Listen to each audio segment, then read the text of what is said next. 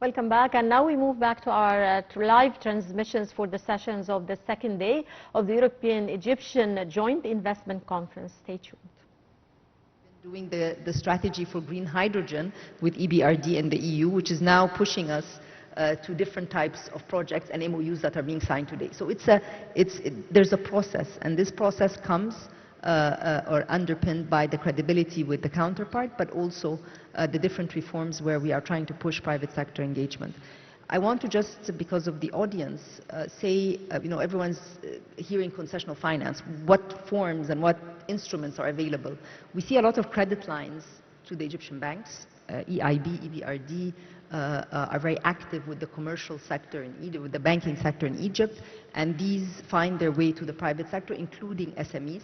And when we say private sector, it's the big corporates, it's SMEs, and then there are the startups, and now as we move forward, there's also startups related to digital and clean and fintech and all of that. So credit lines through the banks. The second is also the loans, which are low in cost, which go in different ways. And then third, we have investment in capital, as we saw in Izdihar and several other companies. And there are some big companies which have benefited from investments in capital from different institutions. And then in many instances we have guarantees. MIGA comes in with guarantees that has actually helped push projects on renewable. And hopefully what we are going to be doing with GERT and the EU is the next investment guarantee with the EU is also going to be able to push and unlock a lot of the potential. Two more points. Different IFIs are able to work together on one project in Egypt. And this is a very important aspect for us. How did you manage? Because it's sometimes not necessarily easy to get different DFIs to go it's been a long relationship, and the private sector knows the governance of the institutions. The institutions also are very keen to make business. So even though there are different governance procedures for the different partners, but they are able to work together on one project. If I take Noafi, one of the private sector projects in Abydos or Aminot, we have commercial banks, we have the institutions, we have guarantees. So and we have those from the east and those from the west. So again, it's a compelling project, it's a credible project, and the IFIs are able to work together. So these are some of the points that I just wanted to make. Instruments are plenty. Credibility is key. Policy underpins and pushes the ability to design more projects. And going forward, again, everybody is trying to work together to innovate with new instruments. And then finally, the technical assistance and the capacity building are key. They are very useful when it comes to also putting together the feasibility studies, and we have that in plenty ways. And then there's a lot of also country-country collaboration when it comes to what we can, particularly on Noafi, scaling it to other countries, which is taking place. And then finally, debt swaps is another innovative tool that we have been able to use, and it is part of the platform Noafi, and this is a way also to show that you can use debt swaps for climate action in a very practical manner. Yeah, which you did with Germany, KfW, if I'm correct. Germany, yes, that's also a good level of instrument. I mean, just having talked to many of the finances, development finances, including some that are on this panel, they were telling me that without the ownership and the drive from the Egyptian governments, such a platform will not be able to operate properly. And then finally, everything is published. And we did accountability because we launched it in 22. A year later, in November 23, we published our progress report that shows each and every commitment. That's because someone was saying there's the risk of MOUs. But in this case, we want to make sure that every year we are providing the progress, because we want it to be, it's not just a moment of a COP27, but no, it's the momentum. Transparency along the process is key for you, yes? Yes, absolutely. Well, and before you go to others, I have to react on one comment you made. How do you make sure that two IFIs work together? Because there was a little criticism in that, no? I mean, and I'm sure EIB also would have mentioned that, and that criticism is absolutely valid. I believe it's fair to say that we're not always very efficient, not always effective. Sometimes we can even be viewed as bureaucratic. Please push us on that, because you need to actually push up. And how is it possible that EIB or IFC and EBRD are working? Actually, our shareholders, including Gert-Jan, the EU, they actually want us to cooperate better. So one of the things we are currently doing with EIB is to see, because working together, everybody can say that, no, we actually look at something which is called mutual reliance. So if EIB is in the lead, why should EBRD not be able to accept some of the work they have been doing, and vice versa? I know it sounds very easy. I see some people saying, yes, so what? No, it's not that easy, because obviously we all have our own governance structure, and that means also we need to trust each other, we need to have derogation, etc. But our shareholders want us to do this. We really should make a big push for that this year, next year, because why are we doing this? For our clients, and it is to the benefit of you. Sorry to interrupt. Thank you very much. Just perhaps for... Oh, no, you wanted to react? Or I wanted to give the floor to Mrs. Vigliotti on partnership. Perhaps just from your side, because indeed I've followed closely the evolution, and we've seen really the EIB and EBRD working much closely together, but more broadly I would say EIB is involved with many different partners at the European level and also in the region. Could you say perhaps a few words about your strategy in this respect? No, definitely. First of all, let me underscore what Jürgen just said now.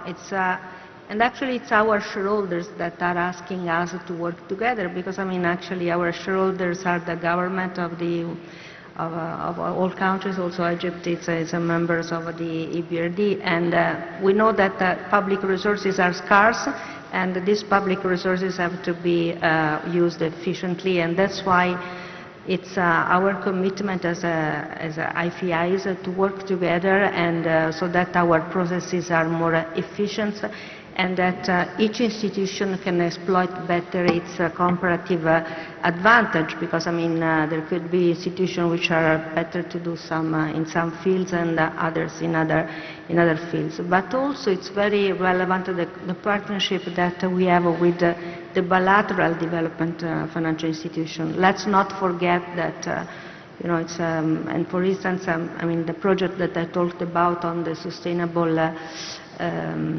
industry here, it's a cooperation with, for instance, the Agence Française de Développement, and there are many other projects upon which we work with the other institution, and actually this is something which can exploit better the resources that we have on the table. And sometimes there are the big project, like for instance, let me focus on renewable energy. And for instance, it's so much relevant for Europe, to invest in the Mediterranean and in Egypt on these resources. We realized after the invasion of Russia in Ukraine that, being dependent from just one country on energy is something which can put at risk, it's the affordability of energy for someone. And as EIB, we are the climate bank. We stopped financing fossil fuel since 2019. So to us it's extremely important to push even further the production of renewable. And in the Mediterranean, and especially here in Egypt, there are many opportunities. The EBRD is leading on the energy pillar of the NWAFI, but also we are very active, for instance, on hydrogen. We know how hydrogen can be an alternative source of energy, and for instance, we already signed off-takers contracts with between a Norway company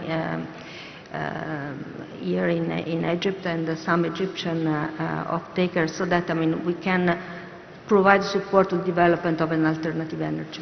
I have the organizers that are making signs that we have to try to wrap up, but I just want to get very quickly. Last comment, yes.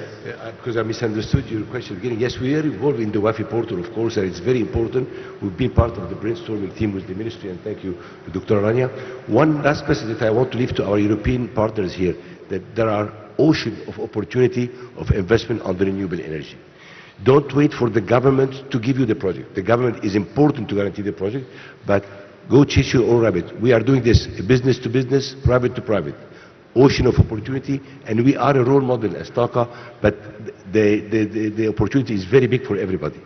Mr. Mishraki, just in one word also, what would be your advice to the European private investors and companies that are here on the way forward for Egypt? And then, Mr. Koopman, you can conclude. The message is very simple. I think fellow DFIs have sort of paved the way, and they've demonstrated that Egypt is very ripe for investments. In our fund, we have around 6 European DFIs. As explained, yes, it's been hard to get them around each other, but they've managed to do it, and we've managed to progress. So there are many opportunities, and Egypt is quite ready for this at the moment. Mr. Koopman? I would like to make a point about how all of these strands are interlinked and how you should look at these dynamically. I mean, basically, the vision of the government is to open up the country to private sector investment. And I think the type of instruments that we deploy need to follow that trend. You will be asking, are the framework conditions for this larger private sector investment share actually going to be in place? And there, the Egyptian government's reform plans are actually anchored in the support the international community is affording Egypt through the IMF program and through the MFA program that we will be deploying. Incidentally, the MFA program will be larger than the IMF program. So these links are important because that provides you with guarantees that these reforms will actually be happening. It means that the sector will be opening up gradually, that you will be having space to go in, the IFIs will be evolving the instrument kit. We, from our side, together with the government, as we do also in other countries and other theatres, work together to ensure that there is coordination amongst the IFIs. In fact, we could even step that up. This morning we all met together to do that. So what you should realize is that there is a partnership of all the institutions and people on this side of the platform that will accompany this process and ensure not only that it's guaranteed so that you have comfort that the conditions will be in place, but actually also that the financing piece itself that you will need will evolve in function with what you will be requiring. And I think that's a very important message to you. So Egypt is open for investment, but actually the people here sitting on this side of the platform, especially the minister, of course, will be making sure that you'll be assisted through our joint efforts. Thank you very much. The concluding last words for Dr. Al-Mashat, because we're here in Egypt and you were in the drive. Perhaps if you could just say one word on the importance of gender inclusion, especially in this audience where I've seen it's quite unbalanced in terms of gender balance, but the last words for you, because it's here in Egypt. I would just conclude by thanking all our partners and thanking the private sector for being innovative in the projects and taking the risk. On gender, that's a big topic, but everybody's also involved when it comes to supporting businesses led by women, providing technical advisory. Even one of the transport projects that was financed by EBRD got a prize for also being very mindful to gender. So when we did a mapping of ODA to SDG, SDG number 5, and this is all published, by the way. I'm very, proud that everything we do is published. It's on our website. People can find this information. SDG number 5 gets a sizable amount when it comes to direct projects, but also indirectly. Each and every project has, again, serving women for better gender equality in its heart. Great. Thank you very much. Thank you all. Sorry we didn't have more time, but thank you very much for your insights, and best of luck. Can we stand up? really thank you for this fruitful discussion, and we hoped it would have gone longer, but unfortunately we have a full schedule today. Thank you again, and we will now have a little short than an hour break. We should be back at 2:30, so we'll be having a 45-minute break for lunch and networking.